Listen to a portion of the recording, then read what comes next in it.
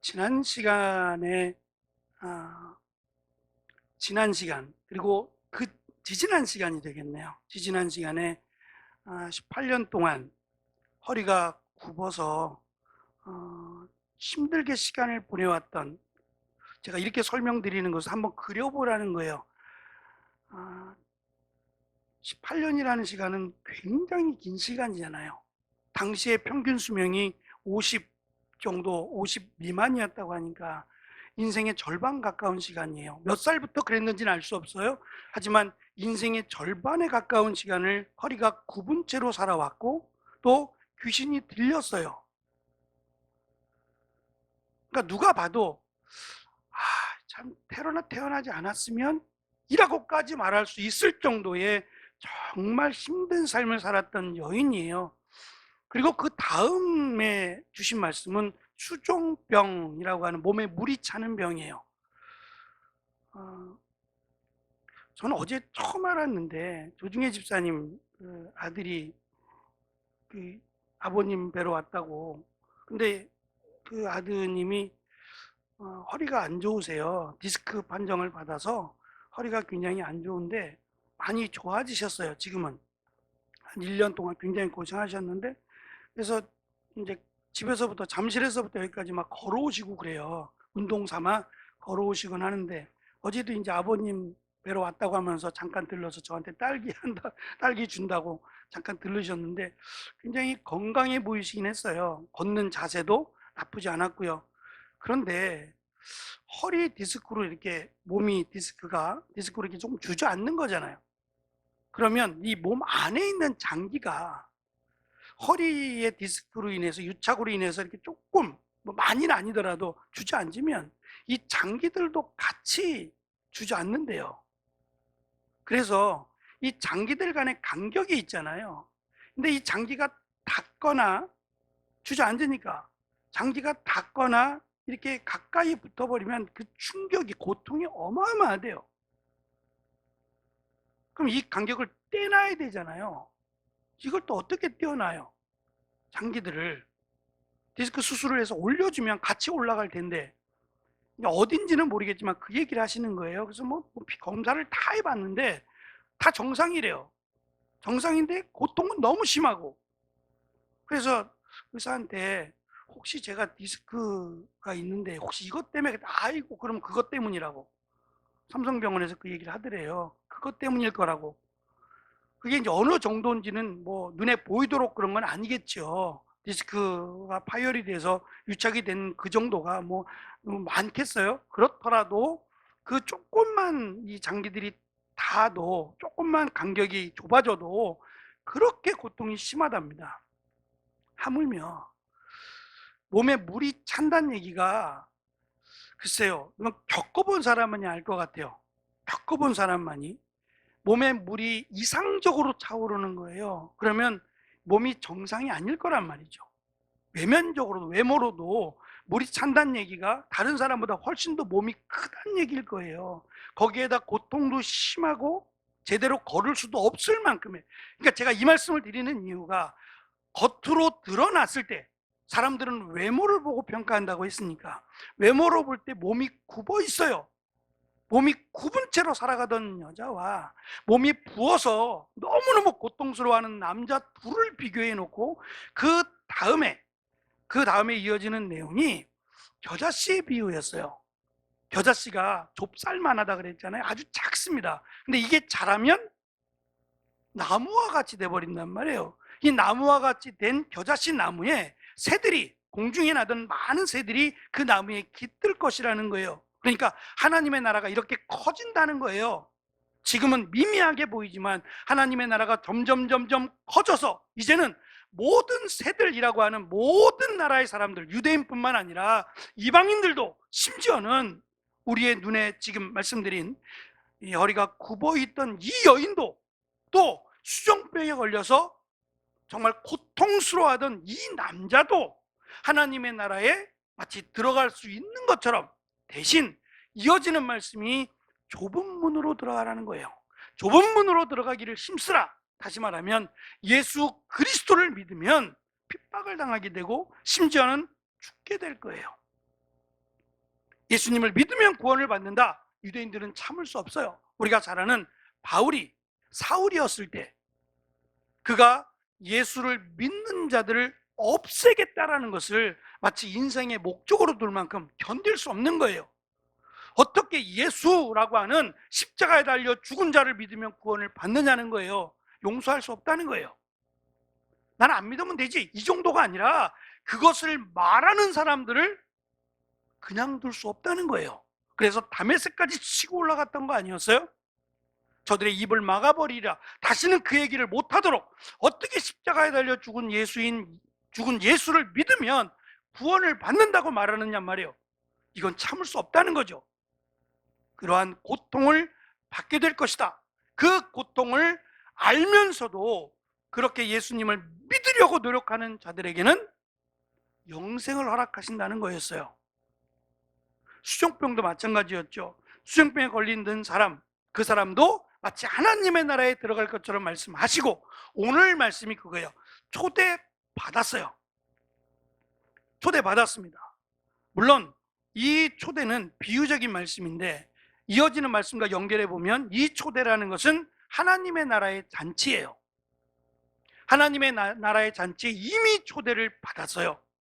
7절을 보시면 이렇게 되어 있어요. 청함을 받은 사람들이 높은 자리 택함을 보시고, 청함과 택함을, 그래서 하나님의 나라에 들어가게 되었다는 말이에요. 앞에서는 들어가기를 힘쓰라고 했어요. 그래서 들어갔어요. 이제 하나님의 나라에 들어가서 하나님의 나라의 잔치가 열렸어요. 늘 하나님은 잔치일 거예요. 예전에 아주 정말 오래전에 우리에게 있어서 가장 기쁜 날이라고 하면 잔치날이었어요. 너무 귀한 날이니까. 그런데 이 잔치날, 특별히 결혼이 가장 큰 잔치인데 어느 정도로 크냐? 일주일 동안 잔치예요. 결혼 잔치가 일주일이에요. 신부 쪽에서 일주일, 그리고 신랑의 집에 가서 또 일주일을 잔치해요. 저녁마다 잔치하는 거예요. 그러니까 이 잔치가 얼마나 기뻤겠냔 말이에요. 사실 어떻게 보면 우리는 이 잔치의 기쁨이 없어요. 왜냐하면 결혼식장 가서 결혼식 몇 분 하죠? 보통 30분이더라고요. 요즘은 후다닥 하고 치우는 것 같아. 심지어는 주례도 없어요. 주례도 없어서 자기들끼리 그냥 하고, 자기들끼리 하객들에게 인사하고 그냥 행진하고 끝이야. 어떤 데 가보면 정말 10분 결혼하더라고요. 10분. 물론 잘 살면 되죠. 결혼식이 1시간이라고 중요한 건 아닐 수도 있지만 너무 뚝딱 하는 거 아니야? 라고 하는 생각이 들 만큼 너무 간소화시켰어요. 그러니까 결혼식장 가면 모든 것이 한 1시간 안에 다 끝나는 것 같아. 빨리 끝내자는 걸 수도 있는데, 그러고 나면은 좀 허무하기도 하고요. 인생에 한 번 있는 거잖아요. 평생에 한 번 있는 건데, 좀 너무 아쉽다라는 생각이 들어요. 예전에 동네 잔치는 안 그랬어요. 동네에서 결혼하면 막 그냥 하루 종일 막 그냥 시끌시끌하고 그때는 정말 잔치다운 잔치였어요. 근데 요즘은 그냥 해치워버리는 느낌을 지울 수가 없어요. 그 다음 또 예식이 있잖아요. 그러니까 식사도 그냥 하고 나면 후다닥 치워버리고 그 다음 또 식사를 하셔야 되니까 어쩔 수 없다고 해도 잔치의 느낌이 너무 없다, 그런 생각을 지울 수가 없어요. 일주일 동안 잔치했어요. 그러니 그들에게 있어서 잔치라고 하는 것은 기쁨이자 축복이에요. 천국은 매일같이 잔치한대요. 좋으시겠죠? 좋으시겠죠? 잔치의 기쁨을 아는 사람들이라면 이게 설거지 생각하지 마세요. 이걸 누가 치우지? 누가 음식 만들지? 이거 생각하지 마시고 그러면 힘들어지니까 천국은 날마다 잔치예요. 잔치의 분위기고 기쁨과 잔치가 있어요. 이런 잔치의 분위기를 알고 있는 유대인들에게 지금 잔치를 말씀하시는 거예요. 하나님의 나라에 들어갔어요. 그리고 그곳에서 잔치가 열렸어요. 제가 한번 설교한 적이 있고 말씀을 드린 적이 있어요. 시간이 좀 꽤 지났으니까 한 번 더 말씀을 드리려고 해요. 예전에 기도원에서도 그랬고 또 교회에서도 제가 섬기던 교회 목사님은 그런 얘기 안 하셨어요. 한 번도 안 하신 것 같아요. 근데 제가 사역을 하면서 전도사로 또 사역을 하면서 가끔씩 뭐 부흥 집회 오시거나 또는 뭐 그런 얘기를 하시는 분들이 간혹 있어요. 이 땅에서 잘 살지 않으면, 이 땅에서 믿음 생활 잘하지 않으면, 응? 내가 하나님 앞에 충성되게 헌신하지 않으면 천국 가서 짜장면 배달할 수 있다고요. 누구는 개털 모자 쓰고 앉아있고 천국 가서 개털 모자 쓰고 앉아있고, 누구는 호화로운 집에, 궁궐 같은 집에 떵떵거리며 살게 될 거다. 만약에 있다면 둘 중에 뭐 하고 싶으세요? 당연히 떵떵거리며 호화찬란한 집에서 살고 싶지 않으세요? 이왕이면 말이죠. 그럼 이렇게 살려면 어떻게 하라고요? 믿음 생활 잘 하시라고요. 믿음 생활 어떻게 잘해야 돼요, 그럼? 목사한테 잘 하시라고요. 이런 얘기 안 했단 말이에요. 제가 지금 조금 이렇게 감해가지고 얘기한 거예요. 예? 교회에서 잘하시고 목사한테도 잘하시고 그래야 천국 가서 황금 면류관 쓰시고 큰 집에, 궁궐 같은 집에, 보석이 깔린 집에 사신다고요. 우리는 아멘 안 해. 막 그때는 막 아멘 하고 막 그랬다고요. 과연 하나님의 나라에 누구는 청소하고 있고 쓰레기 주워 담고 있고, 누구는 에헴 하면서 큰 소리 치고 맛있는 거 먹고 살고, 나는 그냥 저기서 그냥 간간히 라면이나 끓여 먹고 그렇게 살까요? 천국이 그런 곳일까요? 아니겠죠. 왜냐? 천국에 들어가는 기준이 있어요. 기준이, 유대인들은 돈이 많아야 돼요. 부자여야 돼요. 그리고 건강해야 돼요. 유대인들의 기준은 그것만이 아니라 의로운 사람이 돼야 돼요. 그래서 자기들 나름대로 의롭게 하려, 의로운 자가 되려면 라고 하는 기준들을 막 세웠다 그랬죠. 마태복음 6장에 보면 구제하는 사람, 기도 많이 하는 사람, 금식하는 사람이라고 하는 기준들을 자기들이 세웠어요. 이렇게 하면 마치 의로운 사람이 되는 것처럼, 그래서 하나님의 나라에 들어갈 수 있는 것처럼 자기들이 세운 기준이에요. 그런데 이렇게 해서 구제하는 게 나쁘지 않고요, 기도하는 게 당연히 좋죠. 금식하면 더 말할 것 없어요. 그런데 이렇게 해서 구원을 받을 수 없어요. 이렇게 해서 구원은 안 된단 말이에요. 아담과 하와로 인해서 지은 죄, 그리고 그들의 자녀로부터, 우리도 아담과 하와의 자녀라 그랬잖아요. 쭉 따라 올라가면 하나에서 딱 만나게 되는데, 그 사람이 아담과 하와요. 단군 할아버지가 아니라 아담과 하와가 우리 모두의 조상이 돼요. 근데 그 조상의 지은 죄로 인해서 그 자녀된 모든 자들은 죄가 있어요. 이 죄가 사해지지 않으면 구원을 받을 수 없어요. 바로 이것 때문에, 이 죄 때문에 하나님이신 예수님이 인간으로 이 땅에 오셨잖아요. 성령으로 잉태되어 인간으로 오셨고 우리의 죄악을 대신하여 십자가에 달려 죽으셨어요. 부활하셨고 승천하셨어요. 그 예수님을 믿으면, 우리의 죄를 대신하여 죽으셨음을, 그 예수님이 메시아임을 믿으면 구원을 받아요. 이것으로 구원을 받는 겁니다. 어느 누구나, 그러니까 큰 죄를 지은 자든 작은 죄를 지은 자든 상관없이 누구나 예수님을 믿으면 구원을 받아요. 그러면 큰 죄를, 이 땅에서 큰 죄를 지었으니까 천국 가서는 얼굴도 내밀지 못하고 너무 죄송해서 그렇게 살아갈까요? 아니에요. 그게 하나님의 은혜인 거예요. 어쩌면 세상에서는 용서할 수 없는 죄를 지은 사람이라 할지라도, 예? 정말 저 사람은 죽었으면 좋겠다라고 할 만큼 무서운 죄를 지은 사람이라 할지라도 그가 정말 예수님을 믿고 회개하면 구원을 받는다고요. 마치 예수님이 십자가에 달리셨을 때 그 옆에 같이 달렸던 강도라고 설명되는 살인자입니다. 이 사람은 정말 죽을 만해요. 십자가에 달려 죽을 만한 죄를 지은 사람이에요.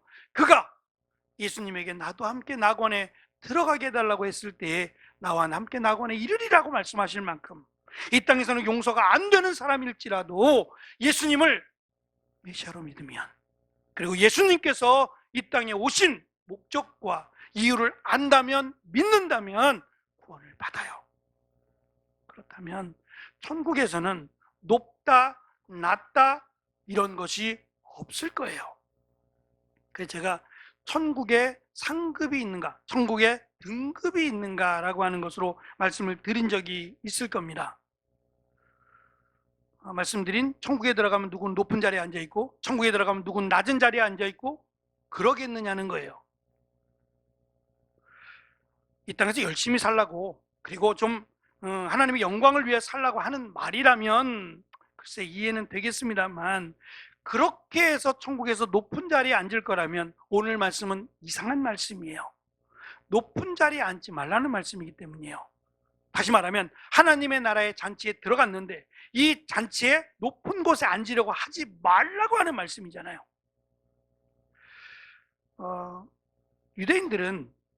유대인들뿐만 아니라 1세기는 그랬어요. 1세기는 잔치가 벌어지면 잔치만 벌어지는 게 아니라 앉아서 식사도 하고 이야기도 나누는 자리가 있었어요. 자리가. 근데 이 자리가, 의자가 우리 식으로 이렇게 이런 식의 앉는 의자가 아니라 그들은 1세기 때에는 비스듬히 누워서 식사를 했어요. 비스듬히 누워서. 불편해 보이는데 비스듬히 누워서 식사를 하고 음식을 날려요. 자꾸 음식을 나르면 그 음식을 자기가 취하면 돼요. 음식을 먹고 음식을 계속 날리면서 돌아다니니까 우리식으로 뷔페로 생각하면 안 돼요. 내가 접시에다가 음식 담아서 앉아서 먹는 그게 아니라 종들이 음식을 계속 날라요. 음식을 계속 나르고 또는 식탁에다가 음식을 만들어 놓고 비스듬히 누워서, 우린 이렇게 먹으면 한 대 맞죠. 건방지다고, 체한다고. 근데 그들은 그랬어요. 비스듬히 누워서 음식을 계속 이렇게 먹었단 말이죠. 중요한 것은 자리가 똑같은 게 아니라 상석이라는 곳이 있어요. 높은 자리가 있어요. 그 자리가 어디냐면 주인 옆에 앉은 자리예요.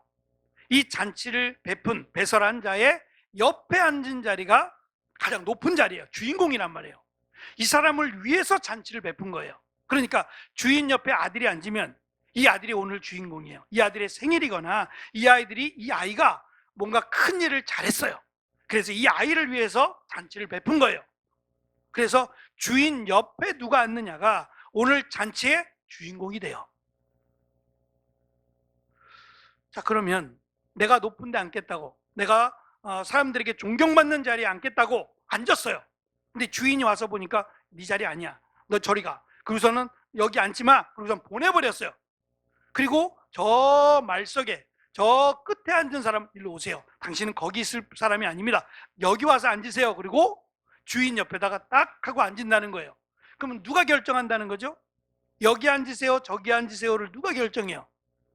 주인이 결정하는 거예요. 잔치를 연 주인이 결정하는 겁니다. 그래서 내가 높은 사람들을 초대했어요. 높은 사람들을 좀 내가 자랑할 만하면 높은 사람들을 초대해야 내가 좀 올라가지 않겠어요? 그 마음이에요. 높은 사람들을 초대하는 이유는 내가 이런 사람이야 어깨에 힘주기 위해서 그런 거예요. 그러면 초대받았던 사람들이 초대 안 할 수는 없겠죠. 그러면 초대받았던 높은 위치에 있던 사람들이 내가 초대받았으니까 한 번은 초대해야지 라고 자기보다 낮은 사람을 초대했어요. 그럼 이 사람을 어디 앉히겠어요? 주인 옆에 앉히지 않을 거란 얘기예요. 왜냐? 높은 사람을 앉힌다는 거예요. 자기보다 높은 사람을 옆에 앉혀야 내가 높아지지 않겠어요? 그러니까 높은 사람을 초대해봤자 그 사람은 나를 높은 자리에 앉히지 않을 거라는 거예요. 차라리 가난하고 힘이 없고 연약한 사람들을 부르라는 거예요. 그들을 초대해서 앉히라는 거예요. 그럼 그 사람은 나보다 낮으니까 그 사람이 초대했을 때 나를 상석에다 앉혀주지 않겠냐는 거예요. 그러니 하나님의 나라에서 높은 곳에 앉으세요, 낮은 곳에 앉으세요, 누가 결정한다고요? 하나님이 결정하겠다는 거예요. 하나님이 높은 자에 좌석이 있다면 하나님이 높은 자리, 낮은 자리 하나님이 결정하실 거라는 거예요. 너희들이 결정하지 말라는 거예요. 누가복음 7장에서 이 혼인잔치에 대한 잔치에 대한 이야기를, 혼인잔치가 아니라 잔치에 대한 내용을 예수님께서 이렇게 비유로 또 말씀하셨어요. 예수님께서 말씀하실 때에 한 바리새인이 자기와 함께 점심 잡수시기를 청함으로 들어가 앉으셨더니 잡수시기 전에 손 씻지 아니하심을 바리새인이 보고 이상히 여긴지라. 주께서 너희 바리새인들은 지금 잔과 대접의 겉은 깨끗이 하나 너희 속에는 탐욕과 악독이 가득하도다. 어리석은 자들아, 겉을 만드신 이가 속도 어둡고 만들지 아니하였느냐? 그러나 그 안에 있는 것으로 구제하라. 그리하면 모든 것이 너에게 깨끗하리라. 예수님은 이 땅에서의 삶을 말씀하시면서 적어도 예수님을 믿지 않는 사람도 다른 사람을 사랑하고 다른 사람을 구제하고 다른 사람을 섬기는 삶을 사람들이 있어요. 그 사람 참 귀한 사람들이에요. 하물며 하나님의 나라의 잔치의 택함을 받았다면, 하나님의 나라의 잔치의 초대를 받았다면 높은 곳에 앉으려고 애쓰지 말라는 거예요. 오히려 낮은 곳에 앉으려고 애를 쓰라고, 더 힘을 내려고 말씀하는 거예요. 심지어는 자기를 높이는 자는 낮아질 것이고 자기를 낮추는 자는 높아지리라고 말씀하셨어요. 이 높아진다는 것과 낮아진다라는 것은 그냥 앉고 일어섬을 얘기하는 게 아니라 그 사람의 신분이나 그 사람의 위치를 이야기하는 거예요. 심지어는 예수님께서 18장에서, 누가복음 18장에 이렇게 말씀하셨어요. 어린아이와 같이 자기를 낮추지 아니하면 결단코 하나님의 나라에 들어가지 못하리라. 어린아이는 작고 귀엽고 사랑스럽고 물론 그렇지만 1세기에는 여자와 어린아이 외에 5,000명 또는 4,000명이 먹었더라라는 말씀에서 무시되어 왔어요. 왜냐하면 어린아이들은 당시에는 병이 많았어요. 병이 많다 보니까 아이들이 어른까지 성장하는 일들이 많지 않았다 그래요. 요즘처럼 뭐 코로나가 아니더라도 감기에 걸리거나 그럴 때, 또 예전에 어린아이들이 많이 그 병에 걸리곤 했어요. 약이 없다 보니까. 그래서 백일도 있었고 뭐 돌은 당연히 있었고, 왜냐하면 100일이 되기 전에 세상을 떠나는 아기들이 있었거든요. 몸이 약하다는 이유로. 그러니까 이 어린아이들이 어른이 될 때까지 죽는 일들이 많다 보니까 어린아이들을 사람으로 인정하지 않았어요. 어린아이들은 성년이 됐을 때 비로소 어느 정도 자격을 갖춘 것으로 여겨와서, 그러니까 무시되었단 말이에요. 어린아이들은 아직 미성숙한, 성숙하지 못한이라고 생각해서 무시되어 왔단 말이에요. 그러니까 오히려 내가 무시를 당하더라도 나를 낮추는 자가 하나님의 나라에 들어간다는 말씀이기도 해요. 그러니까 하나님의 나라에 들어간 자의 삶이란, 하나님의 나라에 초대받아서 들어간 자의 삶은 이 땅의 삶과는 구별되라는 말씀이에요. 이 땅은 높아지기를 원해요. 심지어는 제가 어느 장례식장을 갔더니 그분의 아버님이 돌아가신 거예요. 근데 제가 알기로는 그분의 아버님은 시골에 사셨고요. 시골에 사셨고 그분의 아버님은 뭐 옛날엔 다 어르신들이 그랬으니까 초등학교밖에 나오지 않으셨어요. 그렇다고 유지도 아니고요.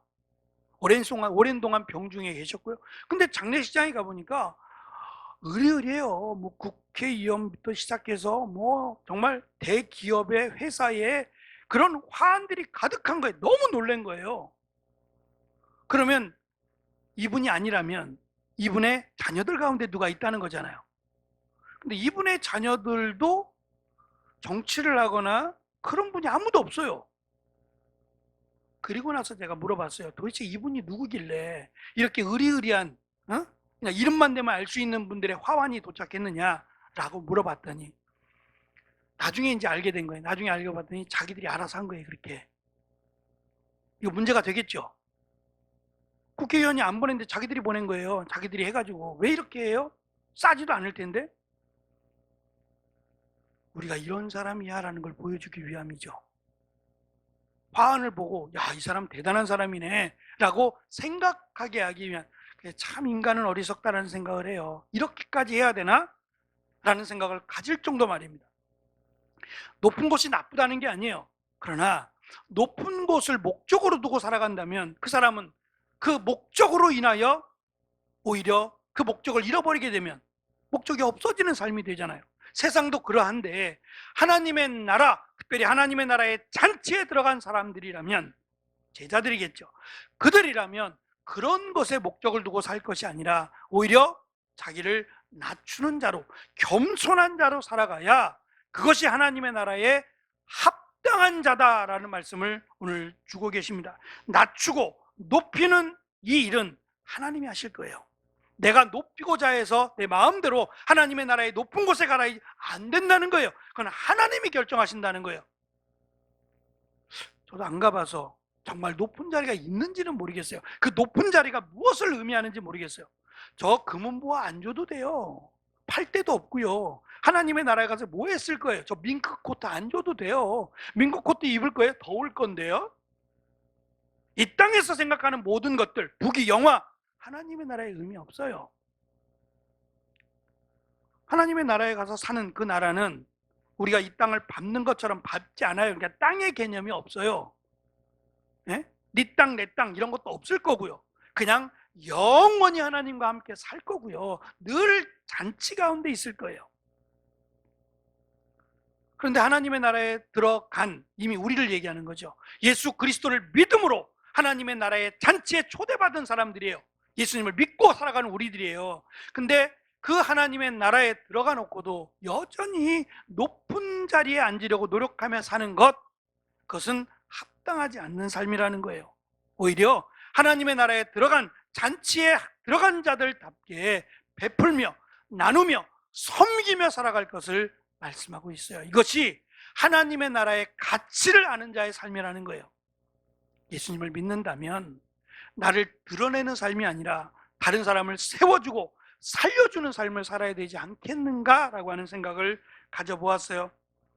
예수님의 제자가 되고 하나님의 나라에 초대받았다면 스스로 높이는 자가 되는 것이 아니라 그런 유혹에서 자유하고 오히려 자기라고 하는, 나라고 하는 생각에서 다른 사람을 세워주는 이 귀한 일을 하며 살아가는 우리 모두가 되시기를.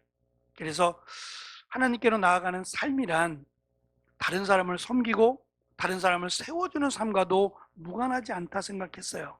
내가 하나님께 가까이 나아갈수록 내 삶은 변해야 되고 바뀌어야 되잖아요. 그 삶은 오히려 나를 낮아지게 할 수 있는 겸손한 자의 삶이다 라고 하는 생각을 가졌습니다.